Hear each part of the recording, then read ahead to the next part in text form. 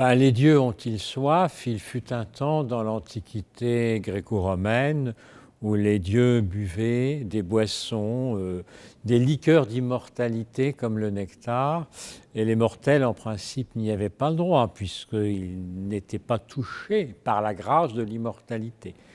Et puis au contraire, on a vu avec le judaïsme, le christianisme au pays du pain et du vin, donc de la vigne et du blé, on a vu le vin se populariser. On l'a vu remis en cause par l'islam, mais en fait, le Coran ne l'interdit pas systématiquement. Il conseille une forte modération et, en cas de doute, s'abstenir.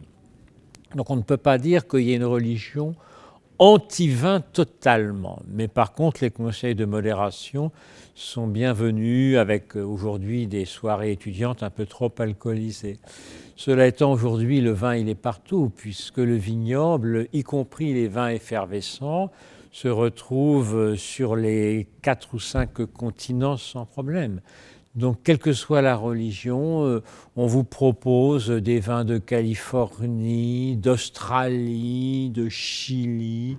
Les viticulteurs en Afrique du Sud sont plutôt d'origine protestante, au Chili plutôt d'origine catholique. Ça ne change rien à la boisson qu'on vous fait boire. Quant au champagne de Crimée, qui porte un nom qu'il n'a pas le droit de porter, les viticulteurs sont souvent orthodoxes. Donc vous voyez, je crois que le vin est très écuménique.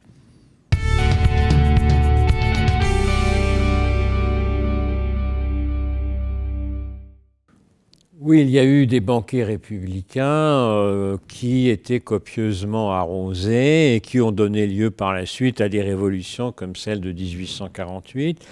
Il y a eu les banquets d'anciens combattants dont on a encore les menus et avec beaucoup de vins différents.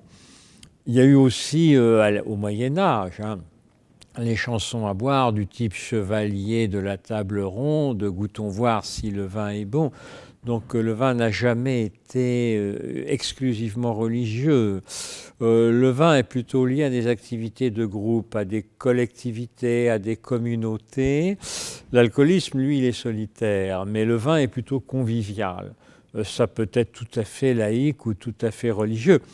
Je rappelle qu'il y a du vin dans le 18e arrondissement de Paris et que la vigne de Montmartre produit un vin qui se trouve en bonne partie à la mairie du 18e arrondissement, où les amis du maire peuvent le déguster dans un sous-sol qui est à 100 mètres ou 200 mètres de la vigne. D'ailleurs, Paris était une ville de vigne.